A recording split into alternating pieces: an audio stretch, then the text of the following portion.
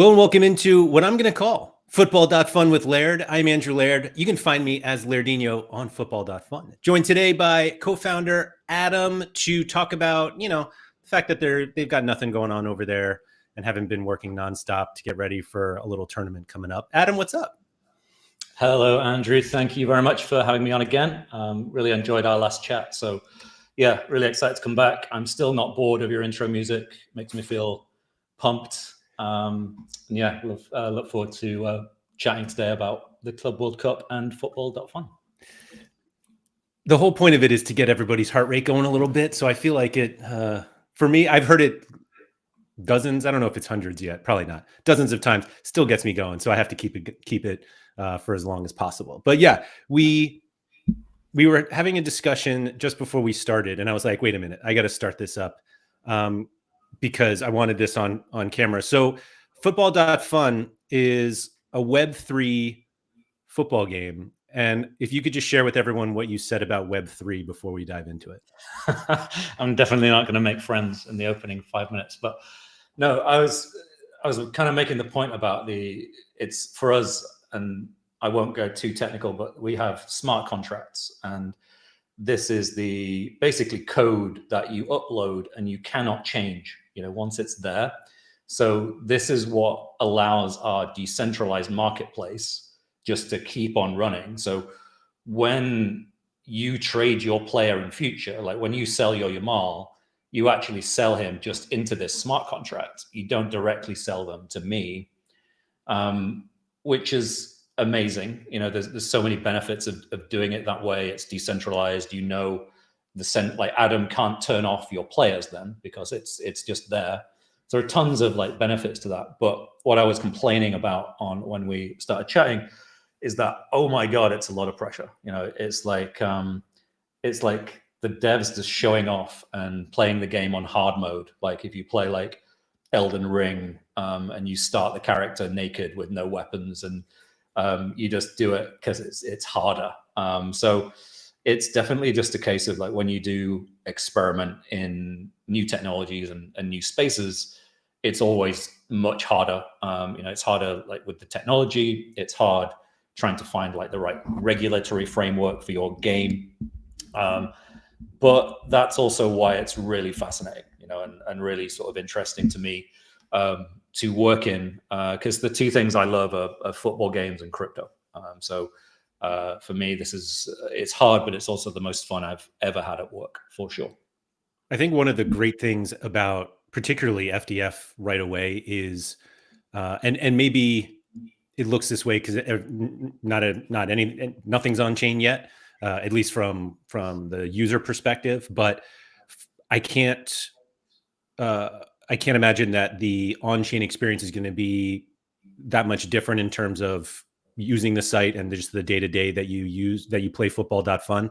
And so you guys have already done kind of a tremendous job of obviously taking technology that is extremely complex and basically hiding it from us plebs that we just like, hey, we're just here to play a football game. And it just so far has worked fantastically well, and is now expanding for this Club World Cup, where we're going to see a bunch of players that we've never seen on FDF before, which I'm excited about only because I know some of these guys from SoRare and have grown to either love and sometimes hate them, but they are playing in the Club World Cup now. And what did we say? 2 hours from now? Yeah, we're opening up in 2 hours. You can go onto the app now. And this is the first time we've taken the invite gate off. So now anyone watching can just go to app.football.fun or .football.fun and just log in and start browsing. You can't trade until time zones are hard. Basically 1 hour and 54 minutes. We will take the block off that trading. But yeah, I think it'd be interesting to chat about maybe the differences between free to play and pro. Pro being the eventual paid version, the crypto version of the game, blockchain based.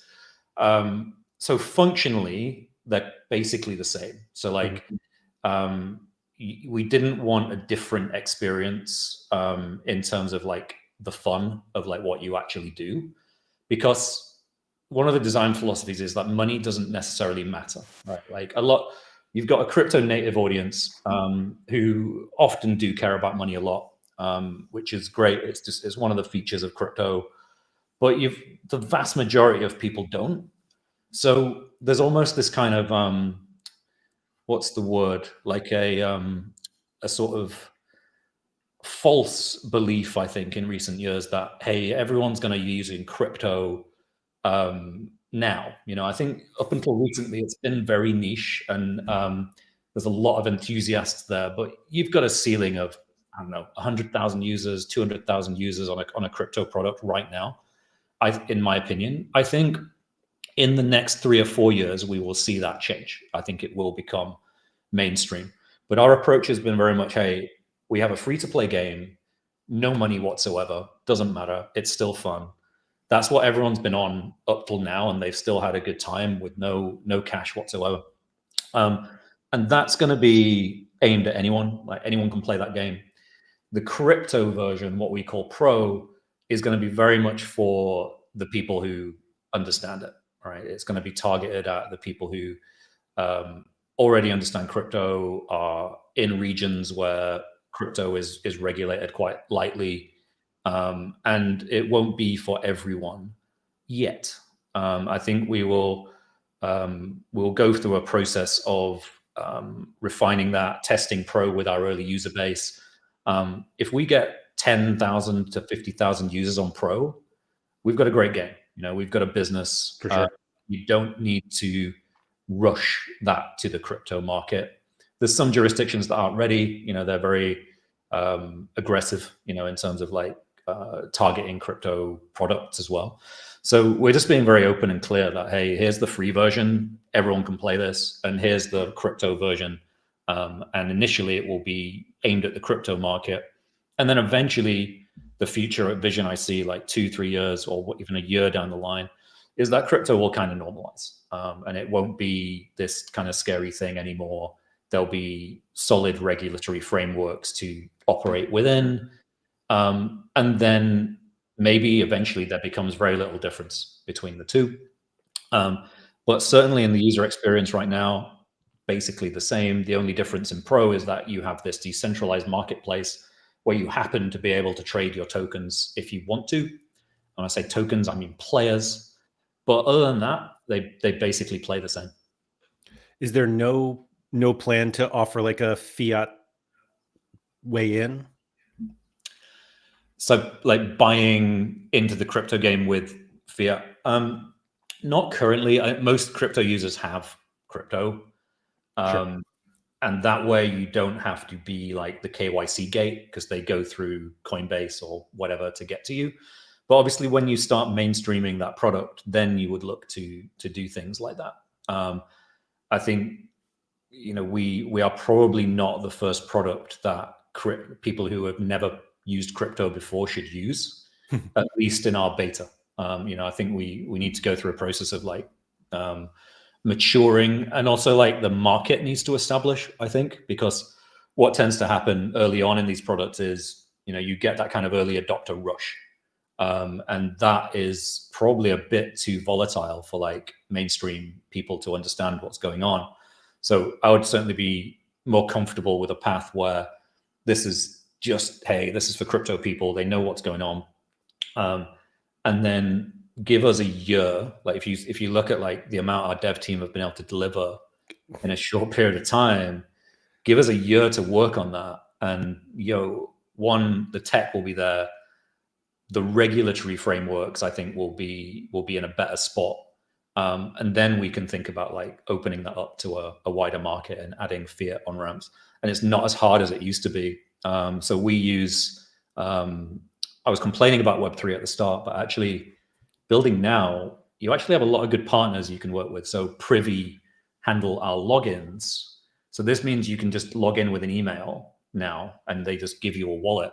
They got acquired by Stripe yesterday, which is insane for them. It's nuts. Like huge, which shows like how mainstream this is all becoming. They've acquired them strategically for a reason, but they're a great company. And 3-4 years ago, you would have had to build that yourself. Now you just have an hour's call with Privy and they flick a switch and cool, you've got great logins. So it doesn't surprise me at all that Stripe bought them. It's fantastic. So it is getting easier from that sense in terms of building these games for sure. I just kind of immediately hear Stripe and I'm like, well, that leads to the ability to have fiat on the platform at some point. But well, absolutely. So it will basically just become native. So right. my bet on that is actually I don't have to think about that at all. Right. That's Privy and Stripe will take care of that. I will handle building a really cool football game. The 2 or 3 years ago, that wouldn't have been true. Like I would have had to sit here as the Web3 game developer and be spending 20-30% of my time on onboarding and KYC. Yeah. Not true anymore. And that's a big advantage for like the second wave products that are kind of coming through at this time.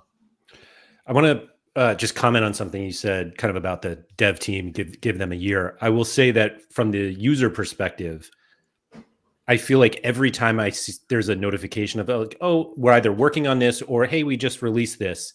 And every single time I go either to the site or I look at my phone and it's like, wow, like every single one has been a wow. And so it's really just kind of encouraging to see a new company like this move as quickly as you guys do, because, sometimes they just don't. And the ability that you guys have to make the changes that a lot of either the user are asking for or something like, hey, this is something we're considering. And everyone's like, oh yeah, that would be great. And you're like, okay, they're done. And it's like the bar is, you guys have set the bar quite highly. I will also say that, so my screen here shows 3 unopened packs, which has shown 2 unopened packs, I think for literally for like, 2 weeks. Yeah. And I know the game is not open and I continue to click it. And no, it's disappointing, isn't it? It won't let you open them for an hour and a bit. But then I've genuinely missed that in my life so that's why I brought it up, because it's like, it's not this like constant notification of like, oh, you pack, like keep it, but it's just like, it became part of like my routine. Oh yeah, let me just check to see. Oh, I have packs. Yeah. And again, I know that I can't open them, and yet here I am clicking them. So I'm guessing lots of other people are very excited for when I sort of wake up now and I'm like, what's weird? And usually I wake up to the sound of my wife opening her packs. And she's never been interested in football before. And she's too smart to humor me and just pretend she likes it. Like she genuinely has got into it, and she would just always be opening her packs every 4 hours. And she doesn't really like, she knows who is good from the game, but would not recognize them in real life. Sure. She's got like her own naming system for all of the players. So she calls Dembele Dembles and Mbappe Mbappe for some reason. Okay. But she's like, it's just interesting. You just watch someone who's never been interested in football before and is now like developing favorite players, even though she's never really done.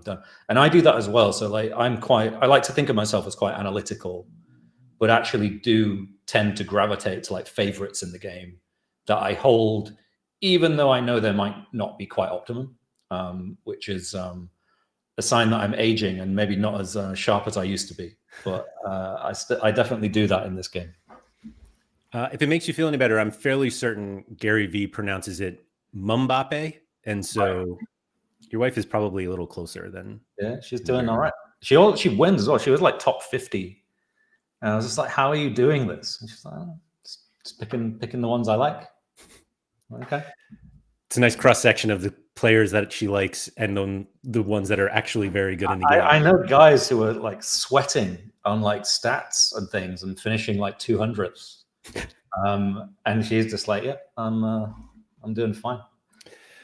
I will say, speaking of like the users, I don't obviously know a lot of them, but I know a couple that got me into the game. And the fact that, how do I put this nicely?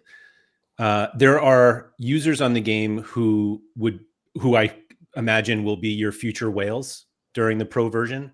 and they get so into what has been the free version so far of this game that it's obviously become a very compelling game for a lot of people that I'm sure as soon as the pro version launches, they'll be really into it because they've been really into the free game and they're used to playing games, being whales in games that require actual depositing. So Yeah. I can't stress enough that I'll be, for full transparency, I was quite skeptical when I started.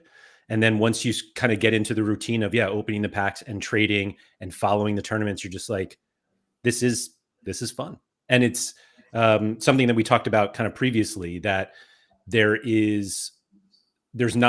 really isn't like a minimum amount of effort that you have to put in, but you can play quite casually. You can rip your packs, at least in the free game, and just hold them and just keep opening the packs. But once you kind of start trading and everything, you're just like, oh, this, like, you get it, and it kind of hooks you.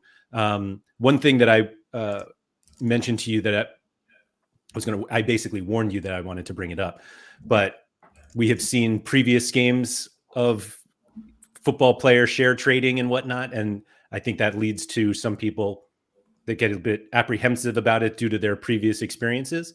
And we did touch on it a little bit last time, but I'd love to kind of get a little more. I believe the phrase you used was if we really wanted to nerd out about it, which I don't know if we have to quite that far, but basically like what makes FDF different.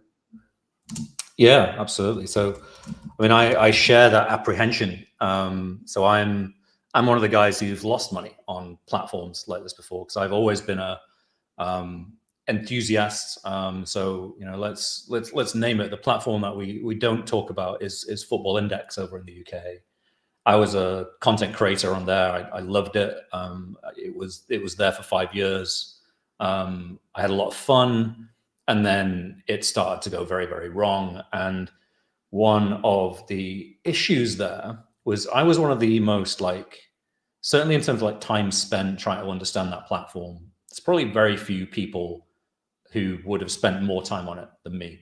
And in fact, there was a stat at some point where I think I wrote more word count on my blogs around the Football Index than is the entirety of Game of Thrones. Right? I'm not kidding. That is how like dedicated I was. And as it turns out, I didn't understand it at all. All right. I did and I didn't. Because the problem with that, chiefly, apart from the team and the way they marketed it, which is an issue in itself, it was actually the lack of transparency. So the company was a complete black box, and I had no idea. So I was trying my best to kind of read the tea leaves of what was happening, but you had no idea like how much trading was actually going on, or who was buying these players, or how much money does the company make from this thing. You had no idea. So I ended up creating these like convoluted blog posts where I'm trying to like tortuously thread the needle about what was actually going on. And even I couldn't work it out, because you sort of assume that there's a basic level of integrity in people. So if they're saying like, oh yeah, we're in the strongest financial position ever, you don't expect them to be actually broke. And the reason they were doing that was because, when questioned, they were said, well, we thought that if we'd have admitted to being broke, everyone would have sold and it would have caused the collapse we were trying to avoid. So we had this moral dilemma of, we felt we should keep bullish so that it was better for everyone. And I'm like, come on. Like, the problem there is the lack of transparency. And that is why I think blockchain actually adds the most value to our game, because we could build a trading platform outside of blockchain. But the way we do it with the smart contracts that we mentioned at the start means actually everyone knows for a fact how much money is in the platform in future and pro. They know who's trading. They know how much money the company makes. And actually the money that is in the market doesn't belong to us anyway. It sits in a smart contract, which effectively belongs to the game and the community. And any single member of staff can't actually do anything with that. It just becomes this, what's called immutable code. The money sits in there, and then when you want to sell your player into that money, you can, because you have permission, and no one can take that permission away. It doesn't mean that the pot of money in there doesn't go up and down. There's still the volatility that you see in crypto is still inherent in our game, in the pro version of that game. And that is why I'm quite cautious as well in the marketing approach, because I think that is the key, a key thing as well, is that you have to be very transparent with people that you are playing in a experimental set of new rules and technologies, both legal and technical. There's a lot of people in the world out there who embrace that and understand crypto and how it works. And there's a bigger bunch of people who don't. And my recommendation is, if you don't, or it freaks you out in any way, don't do it. Go play the free-to-play version. That's what it's there for. So I think, that the two key differences. It's the actual marketing approach, of like, kind of almost like, what's the word, sort of extreme candor about what the platform is and the two different modes.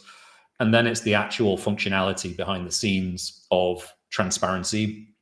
And I'll stop talking now, but there is also a bunch of stuff around how rewards are paid out and why it's sustainable and why it's not a Ponzi scheme, because we have like these mechanics which actually mean that the existing users do have to keep paying. But in doing so, we've tried to solve a lot of the problems with like FIFA Ultimate Team, or even So Rare now, where every year you have to buy cards again. Because that is also a key principle of Web3, is that, hey, I bought this thing, I own it. And if someone then comes along a year ago and changes the rules, or like depowers them, what's the word for that? Sorry, someone is very aggressively ringing my doorbell. I hope that is not being picked up. But yeah, if someone changes the rules on an asset you own, or they try and replace it with an even more powerful one to like gradually fade out the thing you have, you're going to get the anger that you see. And you see that not just on the So Rare this week, but also on FIFA Ultimate Team. Like, that's always been a thing. So we kind of set out to solve all of these problems. I cannot promise we have been successful, but we have certainly tried our absolute best to solve that. So hopefully what we see in the next year is something different from like, you will, in a market, in a crypto, you will always get that kind of early adopter rush. But what we want to see is that it settles and becomes a kind of sustainable thing, where what I want to see most of all is, let's talk about the football, right? Like the platform should kind of sit in the background, and it should actually be, we shouldn't be talking about the different types of tournaments or the rarities of assets or the sustainability or the legal aspects of all this. Like, we should just be talking about the sport. And if we are the subject of discussion, we will have failed, in my opinion. Like, you have to be a platform that lets users do their thing. And one thing that users like to do is trade assets that they own. So that's what we're trying to enable. And for the users that just want to play a football game, you can simulate that by trading assets that have no value, effectively. I appreciate that sentiment, and it does seem like, obviously, you have lots of experience in these football games and Web3 games, and so I think you understand why users do still focus on the platform and the sustainability. But it's comforting to hear that, like, your goal is to make it so that they don't have to do that. That you guys have learned from other games, and that's kind of one of the sort of I'll call it an excuse, but that's probably unfair to them. But basically the excuse of So Rare is like, nobody's done this before, and so what they're trying to do is, there's no blueprint for it. And you guys are kind of creating this separate platform that there are places where you've learned lessons, and you were able to recognize kind of the problems with certain platforms, and instead of being like, oh, I don't know, we'll figure that out, like you guys address those head on and want to solve them. So it's Yeah, I love I think love that's the idea of this whole, like, we want to create something where you don't have to worry about the platform. yeah, I think that's certainly the goal. I think in defense is so rare that like they've got a point. You know, it is very hard developing something new in a space, and they were very very early. They were at a time when they couldn't call privy and like I can and say, hey, fix my logins. You know, that would have been 3, 4, 5 months development time, and then shit, it would have moved on 6 months later, and they would have had to do it again. You know, all of that stuff will have slowed them down. They launched at a time when NFTs were popular, so like or actually they, to be fair, were there waiting for when NFTs became popular, and probably everyone, including myself, would have done the same because it had that obvious synergy of, hey, people used to love sticker books, right? Like I used to collect like sticker books with the shinies and collect cards, and how obvious is it that you should turn those into digital cards and someone should build that. But as it turns out, that is actually a good format for collectibles. My thesis is it's actually not a great format for trading game. And that basically fractionalized assets that are liquid. If you want a trading game, that's the best format for it.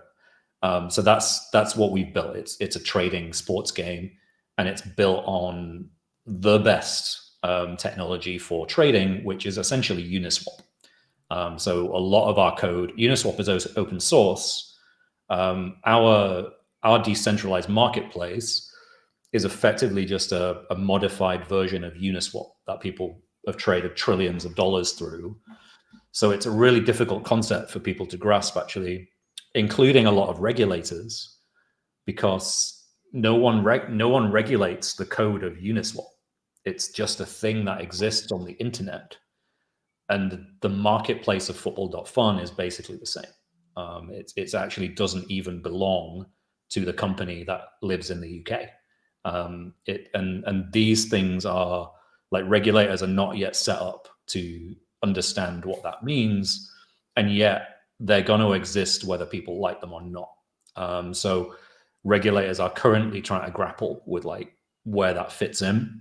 And that's one reason why we've taken this kind of very cautious approach to bringing that product to market, particularly in jurisdictions that aren't necessarily very forward thinking. It will be a product that is not open to everybody initially. It will be invitation only for a start, pretty much like the game has been up till now. And there will probably be certain jurisdictions. We're talking to lawyers at the moment about like where we can open up and where we can't. And we will comply with whatever we need to comply with. We're not rogues. But we also know that there is an audience in crypto in the entire world big enough to support a game like this. You know, and the mass market product where people can play free will be available to everyone because there's no money in it. So that's kind of how we're handling that. I mean, we see with FPL, there's plenty audience for people who like free fantasy football games. So yeah. Although what is interesting about FPL is that almost everyone bets on it. Right, God. But how many of us who play in any kind of serious way, I'll use a more neutral term than us, but people, like almost everyone I know plays has like a $10 or £10 in their mini league, and sure, they do it. And that is not talked about. And it's fine because there's actually no real harm. You know, you can't, most people can afford £10 a year, but it shows that the monetization of fantasy sports is actually at a level that is, bigger than we expect. There's another interesting thing as well, which I think I'm actually surprised the ceiling of, well, actually, I am and I aren't. But if you think of like only 10 million people play FPL as like the biggest league in the world, I assume that number's still around accurate. And then by the time you get to the end of the season, it might only be like 1 to 3 million people left. It's the biggest league in the world. Like we should be able to do better than that, in my opinion. And I think one of the issues with fantasy is that it can be a lot of hard work, like keeping on top of the transfers and the injuries and all this kind of stuff. And that is very true of Football.Fun at the moment as well. We haven't quite got all the ease of use features in and all the data are in yet. It's still very early, but yeah, we want to make it as easy as possible. And one thing that I see, not just for Football.Fun, but like for the whole fantasy space, is AI will, I think, could really unlock a even bigger audience for fantasy. Because if you can get an AI that will effectively take away the burden of having to understand what's gone on, or he can tell you if your team suck or if they're injured or whatever, you just get this like mental reassurance as a casual player that you're doing it right, which I think will kind of massively increase the audience for fantasy potentially, because it levels the playing field, from guys like you and me who are obviously nerds and do our research and whatever. If a casual player has their AI bot that is basically doing our job but faster, that could open up like a massive new audience. So that's another thing that we have a developer looking at, in their basically in their spare time. It's not their full job, but like looking at that kind of AI agent capacity for this as well, and like how could that enhance the game. It's just will be a matter of whether we can turn our nerdism into using AI better than those. But anyway, Mike was asking or brought up that Stocks FC was also blockchain, and so like Stocks, I believe, ceased operations fairly recently. So what did you guys learn? Anything specific from that platform, or was it kind of like, yeah, that happened and it's gone now? I haven't overly focused on Stocks. I was aware of it. I've never played. I've read the rules and I understood it just out of interest, but I never actively played. I think they used blockchain, which is good, but they used an order book system. And the problem with order book systems is that you're still relying on another human matching your bid effectively. So you tend to end up with these very large spreads between players where people hate a loss, right? So like if you sell your player and you know you're taking like a 20%, what's called the spread, like the difference between the current buy price and the current sell price and the price people are actually willing to pay, then it's just disappointing. Like people don't like it. They don't like clicking that button. So they get the same, you end up with exactly the same scenario as you do with an NFT card that you can't sell. It's just frustrating. You feel locked in. It's not very dynamic. So on the surface, they look quite similar in terms of like you look at the marketplace in Football.Fun and something like Stocks, and yeah, there's a buy button and a sell button. Actually very, very different in terms of how we work, because there's no spread. There's a button, it says sell, that's the price you get. You can sell it right now. And the current buy price and the current sell price are exactly the same, because you're not selling to another human.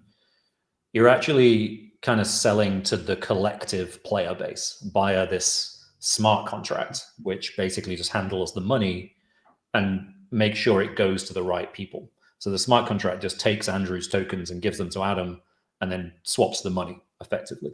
But that doesn't even go through our company. We just take a fee when that happens. So it's even though like you can line up two platforms side by side, under the hood, completely different, like in terms of the way our economics works, from anything that has been before, for sure. So I have two questions about that, and I actually wanted to talk about that because the trading process, like you said, under the hood is very different with FDF. So Yeah. I'll start with who sets, like, how does the price get set for each individual share, basically? Because that was one of the first things I kind of noticed when I started trading was like, okay, there's a buy button, there's a sell button, and there's a price there. Where does that price come from? So when in the first iterations of the game, when we started testing, I manually set the starting prices just for like the purposes of testing. And then from there, so like say Yamal hit the market at 2 gold, which is our off-chain currency, and some of the not so exciting players might have been 1. And then after that, the players of the game would come in and buy the players, or they'd sell the players when they got them out of the packs. And then the price moves dynamically based on the trades of the user. So if more and more people buy Yamal, then his price is going to go up because his scarcity goes down. He becomes more scarce on the market. So this contract is saying that this contract basically holds some money and it holds some Yamal. And if you come along and you take the Yamal and give him more money, he's got less Yamal. So the smart contract sells you Yamal now for a higher price. So it's exactly the same system as like Uniswap, exactly the same math that goes behind how that works. And for the Club World Cup, the difference is I'm no longer setting the starting prices. We've set every player to start at 1 gold as a bit of an experiment. So now there's no price guidance. And then when the market opens at 5, we will find out what the player base thinks the market is, the players are worth, like completely naturally. And it will be skewed by who's got the first fixture, right? Because people are quite short-termist in these short formats. They don't necessarily think of, oh, who do I want to hold for the next year? And in these short format competitions, they're thinking who's going to win on Friday and the opening match, Saturday. And wait, it's Sunday your time, Saturday my time. Yeah, I think. So who's playing first? Obviously, it's Messi, Suarez. Like these are exciting players, which people are just going to want to hold because they're just fun. So what will probably happen is people will just come in and buy like some obvious players.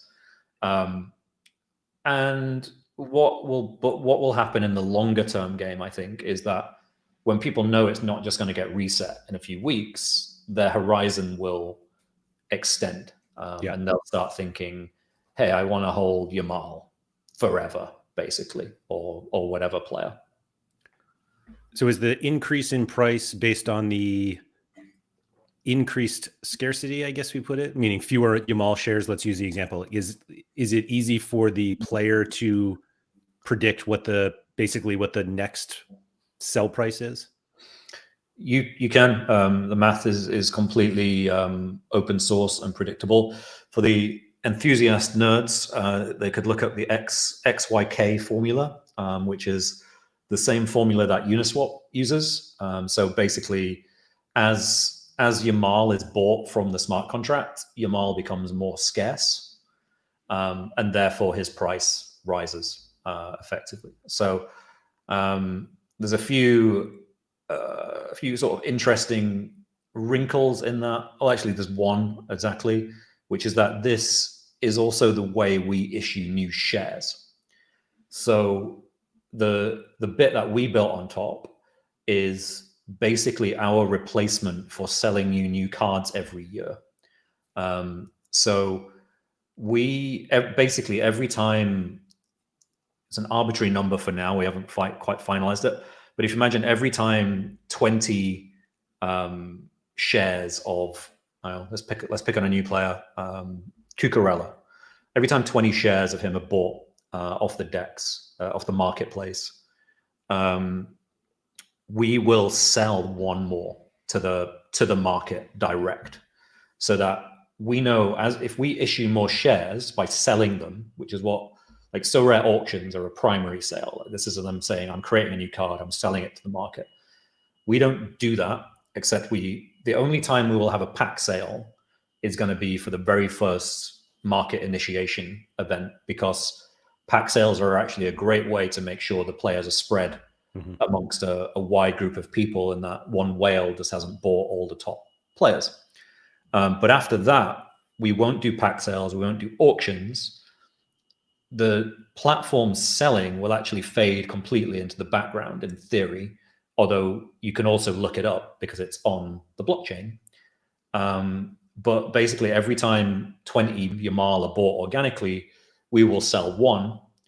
And that's basically how we make money instead of auctions. We sell into the market, but it's done in a way that is kind of invisible day to day, but also completely transparent for those who care, and responds perfectly to user demand.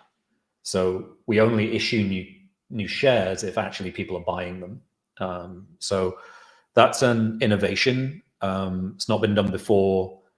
I think it's exciting way of like replacing the annual dump of your cards to buy new ones, because this means you don't have to. You actually just, we make money just by shares moving around when people buy them. We never have to issue more shares each season, for example. Jesper is saying, does the market price for a single player have a cap, or is it theoretically infinite? Good question. Theoretically, it's infinite. Practically, you would be able to calculate like a maximum value that it could, like, unless we became worth more than Tesla, it would stay at a certain level. But let's not rule that out, though. Well, who knows? But no, the numbers get, crypto is quite silly. So like if you go on crypto Twitter, you will see like, companies saying, oh, we're worth $5 billion. And like that happens like seemingly quite quickly. But that's just kind of the way the math works. So like technically, if let's say you bought 100 shares of Yamal and they were the only 100 in circulation, and you'd paid $1 per Yamal, the price of Yamal would be $1. And technically, the smart contract in the middle would hold all the rest of the Yamal, which is 24 million Yamal. So you could say, hey, if everyone bought Yamal, this DEX would now be worth $25 million just because you held 100 and you'd paid one, which is nonsense. But that is technically true. And that is how a lot of crypto companies get these insane valuations. So yeah, technically, like the DEX could be worth a lot, but it wouldn't actually belong to the company. It would belong to the smart contract that effectively belongs to the players ultimately. And is there a cap on the number of, do we call them shares? I think I'm yet to come up with a better name. Yeah. So the lawyers tell me rename them so it doesn't sound like an investment, and I'm like, yeah, but anything else sounds silly. I think you can reasonably have a share that is a share of a player. I don't know, but that is the name. And yeah, there's in the current free-to-play version, there's 1 million, but we've increased that to 25 in Pro, just because it keeps the numbers manageable and you don't end up with like players that appear to cost $1,000 per share. It just keeps them, more affordable effectively. But you still also offer, or there will be like the fractionalized option. Yeah, so you can buy, you don't even have to buy one share of your model. So what I really like about this model is you can play for free, but if you do want to try Pro and you're able to do so, then you could actually play with $1, right? And you could hold 20 different players with $1, and you could do it fractionally, which I think, I built a third-party game for So Rare about 3 years ago called So Rare Academy, and its remit was essentially, it was a direct thing with So Rare that they supported at the time, and its remit was to onboard new players to So Rare. And it was a tough gig because a lot of, particularly people who weren't used to crypto, would log in and well, they try the academy and go, hey, this is cool. I like selecting my cards. It was free. They liked the So Rare scoring system. They liked a lot of the stuff around it. But then they'd hit the app and then be like, Jesus Christ, why is Mbappe $3,000 or $10,000? This is not the game for me. And you can't really get around that, even if they think the game is kind of fun. It's just a natural block that, and if you've hung around crypto for a while, as I have, you get very insulated to the real value of money because you see these large figures bandied around all the time. But take that to the pub, to your regular friends who don't understand crypto. And in the normal world, a user who spends $100 a year on a mobile game is considered to be a high spend user, valuable high spend user. In crypto, it's like a lot of the game design, the Web3 people are like, why are these poor people playing my game with their $100? Get these guys on the platform, these locusts. But they're actually high spend players. So what I like about the game is you can play it with whatever budget. And we have a really cool, it's a system I'm really excited about. We might not have got it quite right first time, but I think it's quite there, where we have this leaderboard, which is actually completely skill based. It's based on ultimately an ELO system, so a chess grading system, or ever played Overwatch or any kind of esport like League of Legends. It's kind of inspired by that. But what it tries to do is say, hey, I've got Andrew Laird, who's a whale. He's got $1 million portfolio, and Adam, and he's only got $10. But you can actually compare the quality of their selections, ignoring money. So if you, for example, allocated 10% of your portfolio to Yamal, and I allocated the same, we've effectively had the same conviction in that player, in our choice. So therefore, our theory is that you can then compare the skill of those two people. You said, hey, you spent $1 and you spent $1,000, but you made the same choice effectively at your level. So if we were in the same division together, it would say, hey, how many swings of the bat did Andrew have in this tournament this weekend? How many times did he hit? So how many of your players actually performed well in the scoring system versus what you spent? So if you had a 60% efficiency of picking good players, and I had a 70% efficiency, I would still score higher for you on the skill metric, even though you probably earned a lot more rewards because you had a bigger portfolio size. Yeah, no, I think that's it. Sol said they just signed up, and yes, trading is currently disabled for another 71 minutes. And then the floodgates open for the Club World Cup, which we haven't talked about, even though that was sort of the point of all of this. I will add that the first time you were on, we talked about kind of the players that are actually available to trade. It's not every player in the world, and that you guys specifically choose which ones. They're generally, I think up until now, have all been from the Big Five European leagues. But the Club World Cup is obviously opening up the player base in order to keep the game going. Am I correct in believing that the non-Big Five players will disappear once the Club World Cup ends? That is correct. So we've changed the lineups or the eligible teams just for the Club World Cup. Yeah. So we have all the Club World Cup teams represented. Certainly in the August beta of Pro, it's going to be the 5 main European leagues. I would love one day to have regionalized competitions, but at the moment we're just going to focus on the Big 5 European leagues. It becomes quite difficult at a certain point to compare the quality of leagues and say, hey, if because we've gone for the simplest possible system where we don't want 15 different tournaments and 7 different rarity tiers. Everyone plays in the same tournament. There's one tier of player. Everyone has it. And if you start introducing the Scottish League and say, hey, a goal in the Scottish Premier League is worth the same as in the English Premier League, fans know that's just not the case. So then you would have a weird market where the players at Celtic were more expensive than Yamal. So we want a market that within reason reflects like the reality of world football. So that's baked into the scoring system in a subtle way, where you get if you're in a higher quality contest, like the Champions League final, you will get extra points for winning that match, as opposed to winning like a regular League One game against the bottom of the league team. So there's a small bonus which just almost compensates for playing in a weaker league, but it allows us to create this single competition. But if we started introducing like more and more leagues, that would just get harder.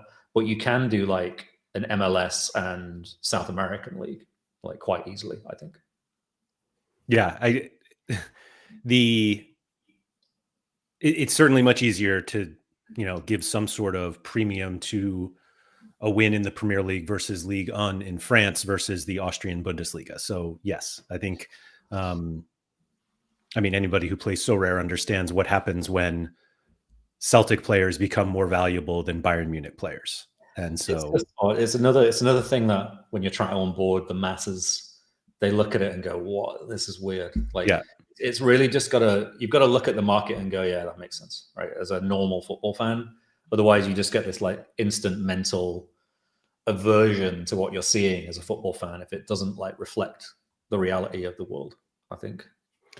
There was a question earlier that feels on the more economic and technical side, which is like perfect for you to answer. Where does the original fund for the smart contract come from? Meaning all of the money that it will use to buy the shares that will eventually sell to them. Good question. So we haven't really talked about this yet. So I guess this is what's known as alpha. But yeah, we will do our first kind of sale for Pro end of July-ish for the start of the new season. So this will be like done in the form of a pack sale.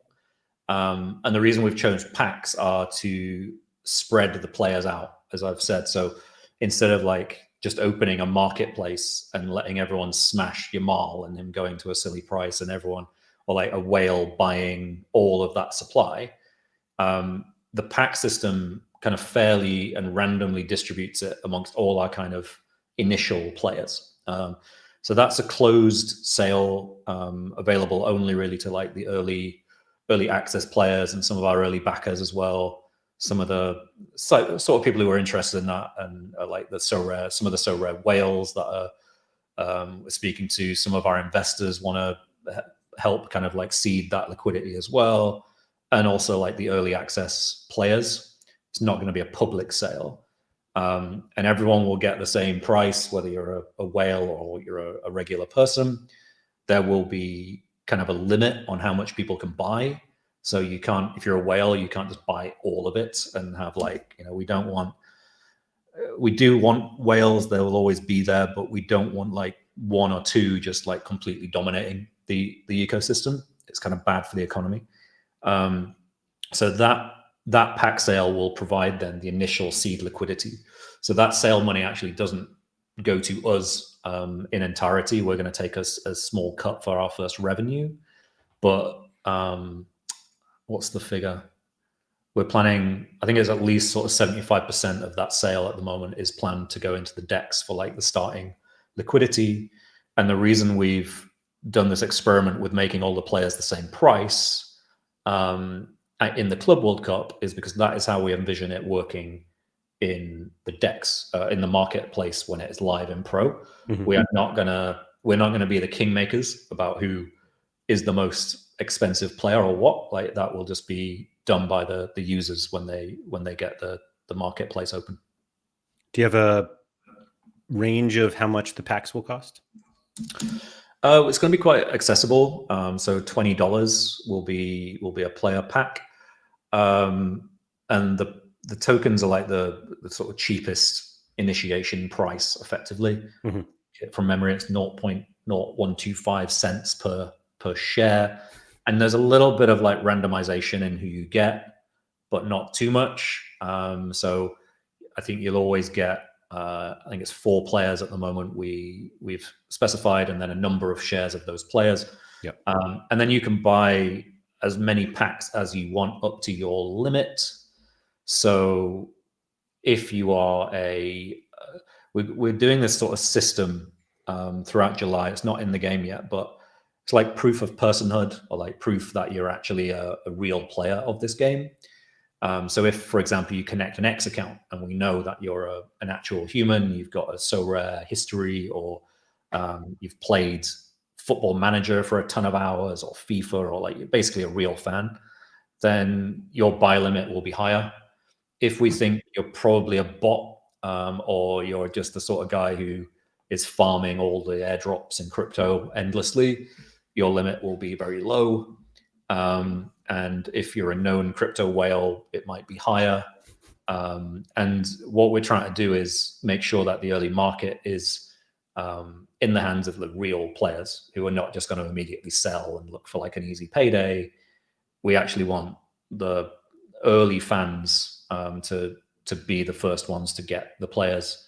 Because if you remember, like some of the only people who have really stuck with So Rare over the years, it's the first people who really just sort of enjoyed the platform early on, and you know they tend to stick with it. So I think if you create that loyalty by giving people like the special access, then people sort of start to bond with the platform, and you create these kind of like super fans, hopefully. Mm-hmm.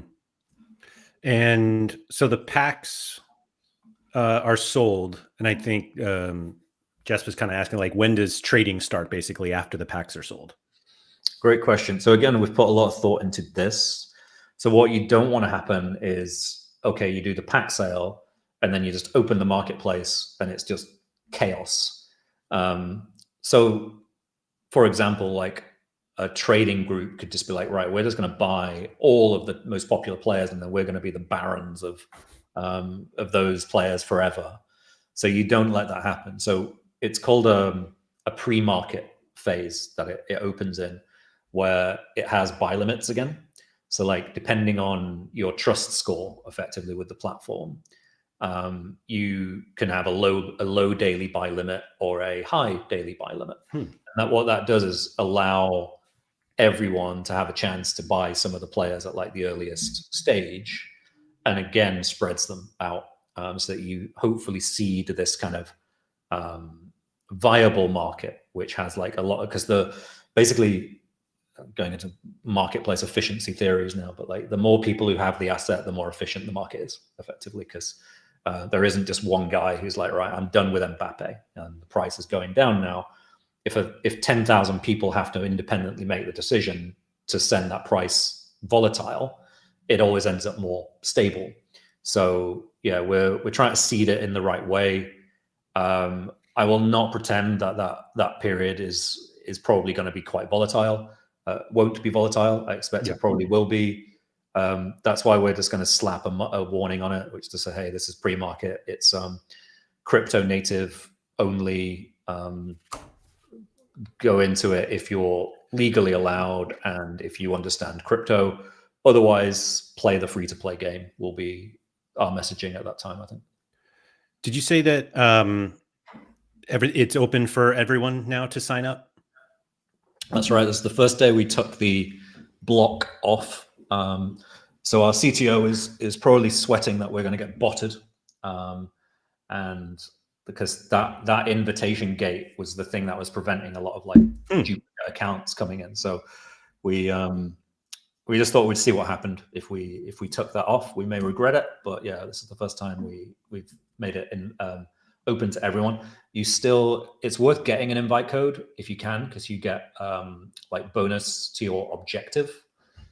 So if you do have a friend that is playing, get them to give you your code, including me, because I'm out of friends by now. Like I've invited all of my friends, and I now need people to farm my invite codes.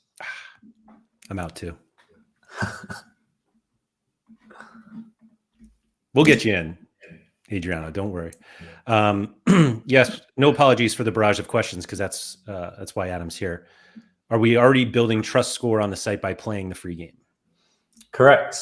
So obviously, like the length of time people have put into the beta is one of the considerations. Another is like social account history, and there'll also be like a connect wallet function as well.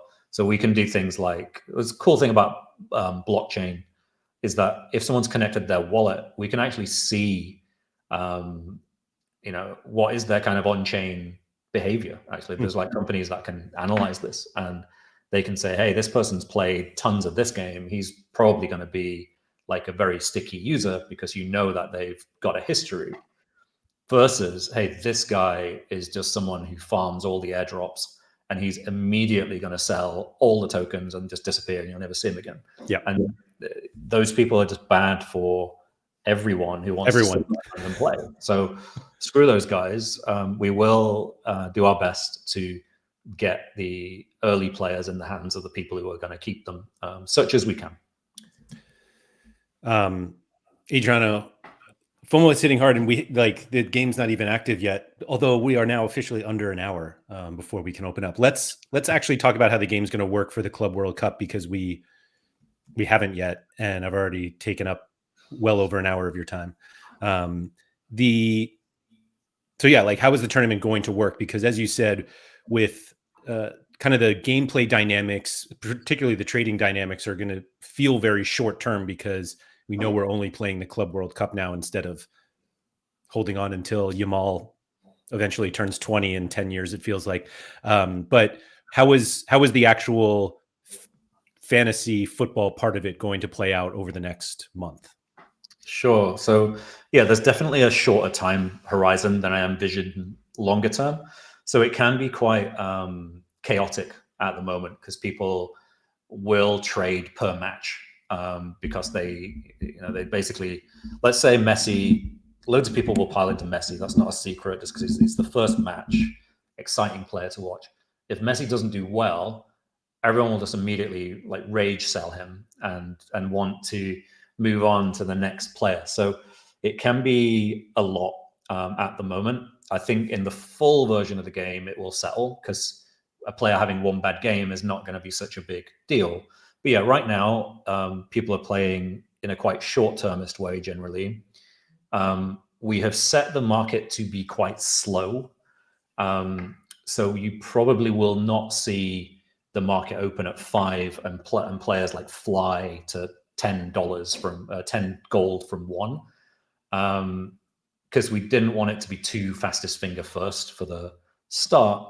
But as people start winning more and more in the tournament, the prices will become more volatile. Mm-hmm. So you've got a little bit of time. You don't need to rush necessarily. But typically, a good strategy would be acquiring some good players from the first tournament. So if you go to live scores on the screen there, and flick, there's an arrow just above the black box with the date. And you can pick the upcoming tournament, the silver one, the 12th.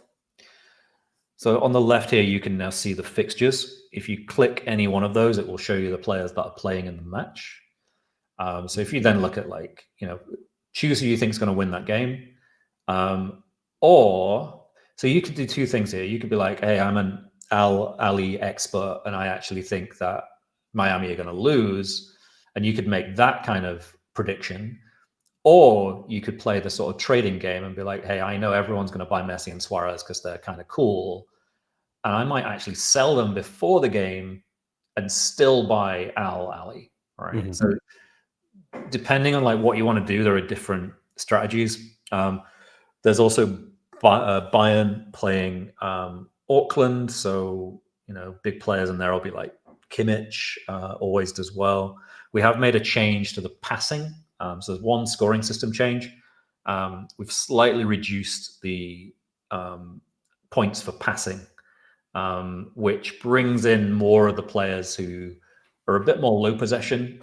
So like players like Isaac or Haaland, for example, weren't quite doing well compared to the Mals, who have like a more involved style.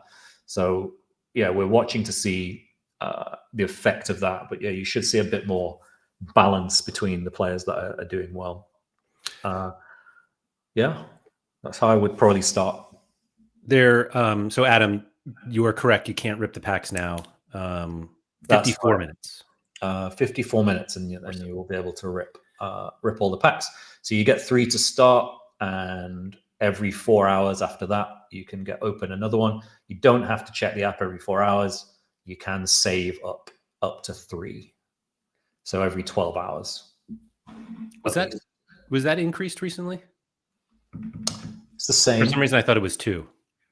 It actually says 2, but the timer for the third is still active. If that makes sense. So as it's saying you've maxed at 2, your 4 hours is still ticking. So if you open it before, you can get your third.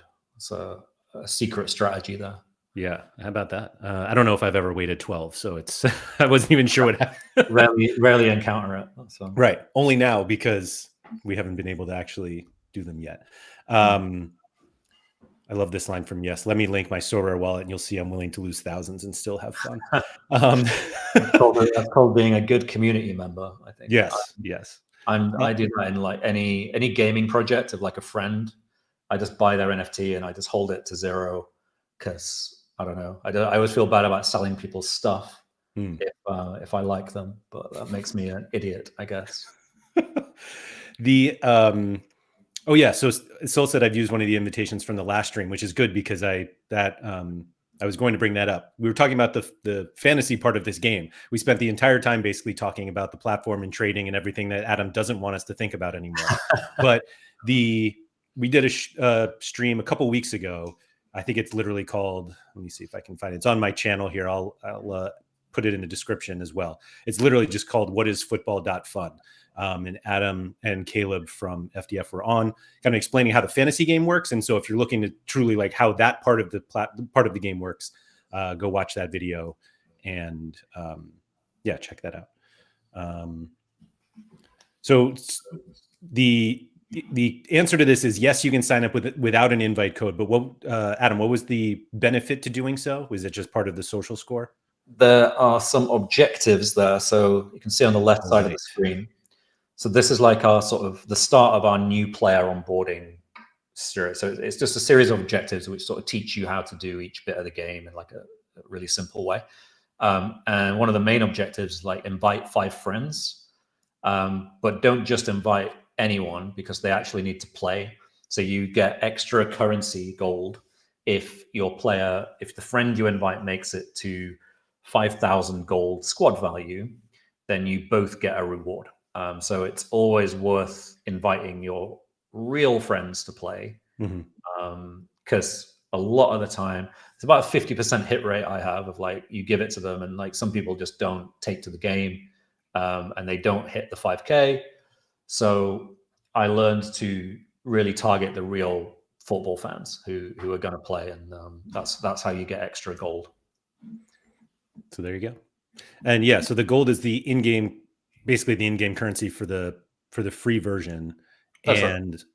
The one thing that I didn't appreciate enough early on is that so the leaderboard is basically the value of your portfolio, not including your gold. So at one point I was sitting on a ton of gold and I was like, I'm not moving. And it was Why am I not moving? Yeah. I actually buy stuff. And so, yeah, I basically went out of my way to try to not hold any gold by the end of the Champions League final. Yeah, that's quite confusing. It seemed like a good idea to like encourage people to spend it, just so we got like more activity in the market for like testing and whatever. But it does confuse people. You're right. It won't be a forever thing because the leaderboard is currently just on like squad value. Right. But the main view of the leaderboard will probably be skill in future, like your like skill rank, how good are you at like actually picking winners. There'll probably always be a squad value thing, but ultimately in pro anyway, all that's going to show you is like who is the biggest whale. It's not necessarily the same as who is the best at the game, but we want to show both views and maybe even more views because there are lots of different ways you can consider yourself to be good at the game. One of them is that you're great at picking players. Another is that you're great at trading. So if we could make the math work, you could do a basically like how good are you at trading leaderboard? Like how much do you get back for what you put in? And you might suck at the predictions, but you might be great at trading. Yeah, no, that'll be fun to follow. I was going to say, and you mentioned that we would have both. I think people love a whale leaderboard anyway, though. Yeah, the whale, like honestly, they do. Like people will. In fact, I know exactly who it's going to be. I won't name him, but there's guys who will. They just have a lot of like spare money, and they will just spend to get their name to the top of the leaderboard. It's not even unique to crypto. Mobile, every mobile game has this. Like they will just spend. I don't know. Hopefully, they're doing it with an amount of money that is kind of recreational for them. Because again, like the radical transparency aspect, I always encourage people to just treat this as an entertainment product, not as an investment, and play with, like, if you are going to play pro and you can just play with an amount of money that is not going to cause you pain. It's just not worth it. I don't know if we're thinking of the same person in terms of who might be at the top of that leaderboard, but and I won't name them either. Does he go by a double acronym? I don't really want to say out loud whether he does or not, so I'll just. And he may be the reason I'm here. So there's that. Adam, appreciate all of this time. You kind of mentioned on the last one that you really enjoy talking about the platform, and so I wanted to kind of take advantage of that. But this is turning into one of those where it's like it feels like they've thought of everything, which is a huge, humongous positive and compliment. And because, like I said, I think there are enough people who see this and think that they're seeing something from the past and get very nervous about it. And I appreciate like kind of your candor about all of that stuff, as well as what you guys are doing to kind of mitigate or kind of eliminate those the risks that we've seen. So, but like I said, like I've played, I don't even know how long it's been, 2 or 3 months now, and everybody's on the free game, and it's very engaging. And what I particularly like about it is I can see the fun of doing it even very casually, but and I started that way, and I was, and kind of you were describing it as like, yeah, you can just buy some shares and hold them and just wait, and it's fun to own the players, and it's like, all right, that's what I'll do. And as soon as you start trading, you're like, okay, this is actually a lot deeper, and I want to do more of this. And so, yeah, it's a really fun game, and I'm excited to finally rip these 3. I hope that's true. We've also got, like, I don't know, there's some people who can't help themselves, and I think I'm one of them, where I'm incapable of playing casually. And if I feel like I can optimize it in some way, then I will. And I know other people who play it like that. But I also know other people who are just like, yeah, I buy my 10, and they're my 10, and they're my favorite. So I hope one of the things we need to improve in the roadmap is just making it easier to play. It can be quite hectic at the moment, particularly when everyone is like, oh, if a player doesn't perform well in the first 12 minutes of the game, a lot of people just start selling them. And that's a lot to keep up with. Yeah. But it won't be like that forever. It's kind of just, I think, part of the short-termism of the test format most of the time. Yeah, it'll be fun to see kind of the ability to compare people who are like the very heavy traders versus those that don't, and see if the heavy trading actually ends up, meaning the 12-minute rage sell actually pays off in the end or not. Yeah, well, it will count against your skill score, because you're taking, like, the more swings you take, the more you miss, you will basically destroy your skill score. If you take 30 swings of the bat and you only hit 3 times, you might hit the rewards because you finished in like the performance places, so you've won on one metric, but also everyone will know what you did, right? And that'll be really interesting, because there's guys like Dave who has won a lot of the time, and he's intelligent enough where he will just adapt what he's doing. But he worked out like the best thing to do early on was actually just to take as many swings as you can, and sell the players that weren't successful, and but you end up winning the tournament because you end up with the best players. So the skill system is almost like a sort of response to that. It's something I always wanted to do, but it also deals with that where you can still do that if you want, but it will hit your skill rating. So it depends what you care about. You can decide that, oh, I'm a trader, I don't actually care about that at all, or you might care about it a lot, and you might focus that as your main thing. I wanted to touch on this last one. Soul said, as a person myself who does not have any real crypto invested friends, it's going to be hard times. Like the free version of this game is super engaging. Like it's okay to play a football game for free. And I know Adam's here like, well, we'd love people to pay. And maybe you won't say that out loud, and I'll say it for you. But you guys are not ignoring the free version of this game. And so, in fact, you're doing everything you can to make them look exactly the same so that we're all kind of competing in this skill leaderboard. And so if you are somebody who just wants to play this game, like you can do that for free. And if at later point, you're just like, okay, I'm going to try to figure out how to play the pro version, like you can do that. But the not being crypto native or comfortable and having that keep you from playing the game, I think is a mistake. Yeah, I mean, I don't know. I might surprise you and say, actually, yeah, if you're in any doubt, just play the free version. I think, as I say, like the crypto version right now, we do not need 1 million users, right? And it's a silly objective. You actually need 10 to 50,000 enthusiasts, and you've got a great business. And then 2 years time, I think we could get 1 million users on pro. With the way it is genuinely kind of mainstreaming, and crypto is becoming boring now. Like it's even as like an investment vehicle, everyone's in AI. They're not necessarily in crypto. So I think that's a credible goal. But yeah, just play free to play. It's fun. We're going to adapt the free to play game slightly in terms of the way some of the economy works, so that we don't have to keep resetting the game every month. It's going to have like this division system where the more you climb the divisions, the economy tightens up on you. So like it costs more to keep your big team at the higher division. Exactly the same way it costs more for Real Madrid to pay their wages as it does for Stoke. So the free to play game goal, it actually just gets harder as you become a more veteran player.